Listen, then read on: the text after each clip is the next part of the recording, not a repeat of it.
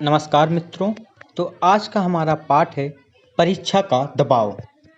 कोई भी परीक्षा सिर्फ आपकी ज्ञान का आकलन नहीं करती, साथ ही साथ आपके व्यक्तित्व का आकलन भी करती है। यह जरूरी नहीं कि व्यक्तित्व का आकलन सिर्फ इंटरव्यू, ग्रुप डिस्कशन या पर्सनालिटी टेस्ट के द्वारा ही हो। एक आम परीक्षा जिसमें सिर्फ लिखित रूप से प्रश्न और उत्तर आते हैं, वो भी आपके व्यक्तित्व का आकलन करती है। एक गुण जिसे विद्यार्थी को अपने अंदर अवशोषित करना चाहिए, वह है मानसिक दृढ़ता। इसके अभाव में तनाव उत्पन्न होता है, भय उत्पन्न होता है, अपनी प्रतिभा पर व्यक्ति हमेशा शक करता है और एक मानसिक उथल पुथल उसे हमेशा परेशान करती रहती है। क्या एग्जाम की चिंता करनी पूरी तरह से खराब है? नहीं। जब तक थोड़ा बहुत भय आपके अंदर नहीं होगा, आप क्या पढ़ोगे और क्यों पढ़ोगे? थोड़ा सा तनाव जरूरी है, यह आपकी क्षमता को बढ़ाता है। इस भय को अपना मित्र मानिए। समस्या वहाँ आती है जब आप एक सीमा से ज़्यादा तनाव लेते हैं, तब यह आपके जीवन पर दुष्प्रभाव डालने लगता है। जैसे जैसे परीक्षा नज़दीक आती है, वैसे वैसे आपका तनाव भी बढ़ता जाता है। समस्या यह है कि तनाव या चिंता आपको मानसिक रूप से थका देती है। परीक्षा से 2 से 3 हफ्ते पहले ही थकान महसूस होने लगती है और सबसे महत्वपूर्ण, समय व्यर्थ हो जाता है। मन में बस एक ही विचार आता है कि अब मैं और तनाव नहीं ले सकता, बस परीक्षा खत्म हो जाए, चाहे जैसी भी हो। यानी आपका पूरे साल का परिश्रम कुछ हफ्तों की वजह से मिट्टी मिल सकता है।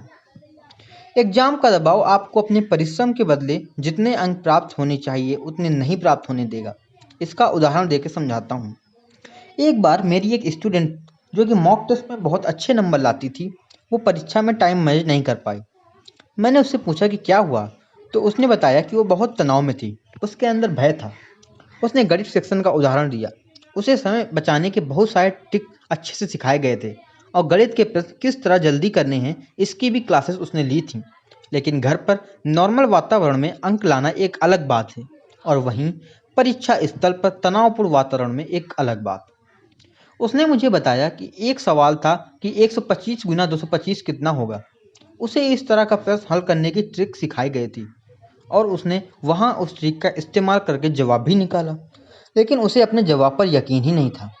चारों विकल्प में से एक विकल्प वही था जो उसने ट्रिक इस्तेमाल करके निकाला था, लेकिन फिर भी जब जवाब मार्क करते हुए उसके हाथ कांप रहे थे, कहीं ना कहीं उसे अपने ट्रिक पर विश्वास नहीं था। उसके बाद उसने ट्रिक छोड़कर परंपरागत तरीके से उस प्रश्न को किया और गुना किया और अपना जवाब क्रॉस चेक किया और तभी सही उत्तर मार्क किया। लेकिन जब इस समय में थोड़ा समय भी नष्ट हुआ, उस समय वो 3-4 प्रश्न कर सकती थी और बेहतर स्कोर ला सकती थी। यह हम सबके साथ होता है।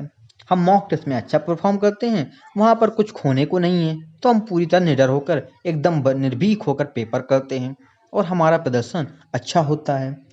लेकिन एग्जाम के वातावरण में प्रदर्शन करने के लिए अलग ही मादा चाहिए। तो फिर एग्जाम प्रेशर को कैसे हैंडल करें? इसके लिए एक बात आपको अपने दिमाग में डालनी होगी कि जो गुण आपको धारण करने हैं, वो आपके साथ आजीवन रहने चाहिए। आपको यह मानसिकता नहीं रखनी कि मैं अपने अंदर सुधार करूंगा सिर्फ एग्जाम के लिए या कैरियर के लिए। कुछ लोग जीवन में हर चीज को लेकर तनाव लेते हैं और अगर ऐसा है तो एग्जाम का तनाव तो लेंगे ही।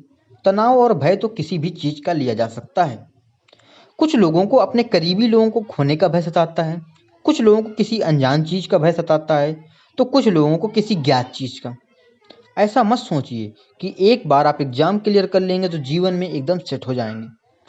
कोई ना कोई तनावपूर्ण स्थिति लगातार आती ही रहेगी और आपकी कोशिश यह होनी चाहिए कि आप अपने अंदर स्थायी परिवर्तन करिए। एक बार सबसे पहली बार माउंट एवरेस्ट फतह करने वाले सर एडमंड हिलरी से पूछा गया कि आपने एवरेस्ट को फतह कैसे किया। उन्होंने कहा कि मैंने एवरेस्ट को नहीं, मैंने खुद को फतह किया है। आप दिन के समय आसमान को देखिए, अगर सूरज का प्रकाश नहीं दिख रहा तो मतलब साफ है कि कोई बादल है जिसने प्रकाश को रोक रखा है। प्रकाश लाने के लिए कुछ अलग नहीं करना, सिर्फ बादलों को हटाना होता है और अपने आप रोशनी आने लगती है। उसी तरह तनाव और भय हटते ही आप कॉन्फिडेंट हो जाओगे और आपका प्रदर्शन आपके प्रयास जितना ही शानदार होने लगेगा। तनाव अपने आप कम होता है अगर आपने पढ़ाई अच्छे से की है और सिलेबस भी छूटा नहीं है। अगर आपने सिलेबस को ठीक से कवर नहीं किया तो आपको यह भय सताता ही रहेगा कि कहीं छूटा है उसका हिस्सा ना आ जाए। अच्छे से पढ़िए, पढ़ाई को ही सिर्फ अपनी पूरी ऊर्जा दीजिए और पढ़ाई करके जो ऊर्जा बच जाए उसे बाकी कामों में दीजिए। समस्या यह है कि आप अपनी सारी ऊर्जा इधर उधर खर्च कर देते हैं, जो बची हुई ऊर्जा है उसे ही पढ़ाई को देते हैं। ऐसे पढ़िए कि जैसे आपका जीवन उस पर निर्भर करता हो, और वास्तव में कुछ हद तक यह सच भी है, क्योंकि इस अवसर को जाने दिया जाए। यह आकलन कैसे किया जाए कि आप परीक्षा के लिए तैयार हैं? एक कहानी के द्वारा आपको समझाता हूँ। एक बार एक धनुर्धर को एक प्रतियोगिता में हिस्सा लेना था। उसके गुरु ने उसका टेस्ट लिया कि वह प्रतियोगिता में जाने योग्य है या नहीं। उसके गुरु ने उसे निशाना लगाने को कहा। तीरंदाज ने निशाना लगाया और सीधे निशाने पर लगा। उसके गुरु ने उससे पूछा, क्या तुम्हें पता है तीर निशाने पर क्यों लगा? उसने कहा, नहीं गुरुवर, बस मैंने छोड़ा और लग गया। उसने गुरु से कहा, अभी तुम तैयार नहीं हो, जाओ अभी और जाकर अभ्यास करो।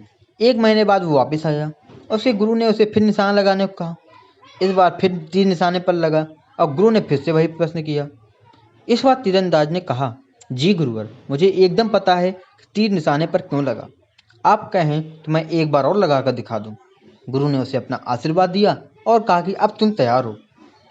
मतलब कई बार जब हम असली परीक्षा से पहले मॉक टेस्ट या अभ्यास परीक्षा देते हैं तो उसमें अच्छा स्कोर कर लेते हैं, तो चाहे हमारे अच्छे अंक आ जाते हैं, परंतु फिर भी हम अंदर से आश्वस्त नहीं होते।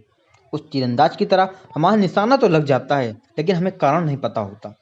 हमें कहीं ना कहीं आभास होता है कि हम उतने अंकों के लायक नहीं थे जितने हमें मिल गए। शायद हमारी किस्मत अच्छी थी या हमने जो पढ़ा वही आ गया और कहीं कुछ तुक्का लग गया, या फिर सारी चीज़ें वैसी ही हुई जैसा हम चाहते थे। अगर अभ्यास परीक्षा में हमारे अच्छे अंक आ रहे हैं और हमें पता है कि क्यों आ रहे हैं, तभी हमारी तैयारी सही है। हमारे चेहरे पर एक सिकन तक नहीं होनी चाहिए, अंदर से एकदम ठोस, परीक्षा को जैसे रौंदने के लिए तैयार।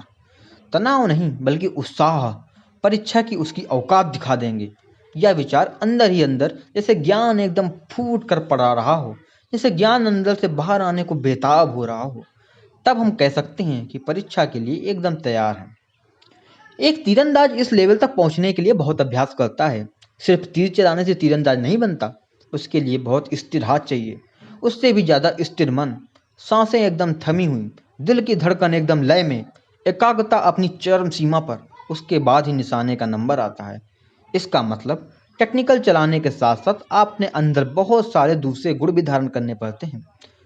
क्या कोई कांपता हुआ हाथ निशाने पर तीर लगा सकता है? क्या घबराया हो धनुर्धर कितना भी शारीरिक रूप से हष्ट-पुष्ट शरीर वाला हो या कितना ही मजबूत तीर कमान लिए हो, निशाना लगा पाएगा? उसे हवा की गति और दिशा का भी ख्याल रखना पड़ता है। हर आपात स्थिति के लिए तैयार रहना होता है। बिल्कुल ठीक उसी तरह विद्यार्थी की तैयारी होनी चाहिए। अगर आपकी तैयारी बहुत अच्छी है तो किसी भी गूगली प्रश्न के लिए आप तैयार रहेंगे और विचलित नहीं होंगे। इसका निष्कर्ष यह है कि किसी भी परीक्षा में बाहरी और आंतरिक दो तरह की चुनौतियां होती हैं। तैयारी के अलावा कुछ और बातों का भी ध्यान रखना चाहिए। जब आप परीक्षा केंद्र जाएं तो बहुत ज़्यादा पहले ना जाएं, बहुत हड़बड़ी में लेट भी ना पहुंचें, इससे तनाव बढ़ता है। कई बार आप बहुत जल्दी चले जाते हैं तो फिर आप परीक्षा केंद्र के बाहर वहाँ लोगों को बात करते हुए देखते हैं।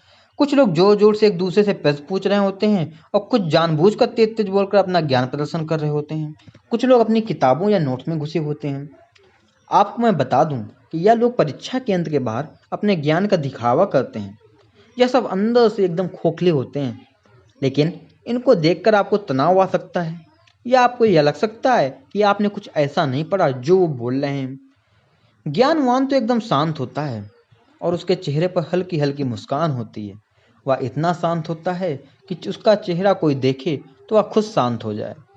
एक परिपक्वता उसके चेहरे में झलकती है। आप सिर्फ 10 मिनट पहले पहुंचिए और शांतचित्त तरीके से सीधे बिना किसी से बात करे अंदर चले जाइए। परीक्षा केंद्र के बाहर जो लोग खड़े हैं उनकी तरफ देखिए ही मत, ना ही उनकी बातों पर ध्यान दीजिए। अगर आपसे कोई बात करने की कोशिश भी करता है तो नम्रतापूर्वक मना कर दीजिए और सिर्फ जितना पूछा जाए उसका उत्तर देकर चुप हो जाइए। हो सकता है आप दिखने में काफ़ी जवान लगते हों और आप किसी अपने से बड़ी उम्र के या बड़ी उम्र लगने वाले व्यक्ति को देखें जिसकी दाढ़ी बड़ी हुई हो, तो आपको लगे वह आपसे ज़्यादा ज्ञानवान और अनुभवी है। या फिर कोई आपसे कहे कि वह परीक्षा देने के लिए अपनी नौकरी से छुट्टी लेकर आया है, तो आपको लगे कि इसके पास तो पहले से ही नौकरी है। जितने ज़्यादा लोगों को आप देखेंगे उतने ही ज़्यादा विचार आएंगे। कई बार तनाव दूसरों के साथ जबरदस्ती तुलना में भी होता है। प्रतिस्पर्धा नहीं, अनुस्पर्धा कीजिए। अपने आप से ही कंपटीशन कीजिए। सबसे अच्छी स्पर्धा है अपने आप से ही स्पर्धा। इसके अलावा दैनिक व्यायाम, पूजा पाठ, 8 घंटे नींद, शारीरिक श्रम, मेडिटेशन, सात्विक आहार, प्राणायाम या योग इत्यादि से भी तनाव कम होता है। इन सब की महत्ता भी कम नहीं है। कोशिश कीजिए इनमें से जितनी ज़्यादा चीज़ों को हो सके आप अपनाइए। तो ये रहा हमारा आज का दूसरा पाठ। तो आज के यहीं ख़त्म करते हैं। धन्यवाद।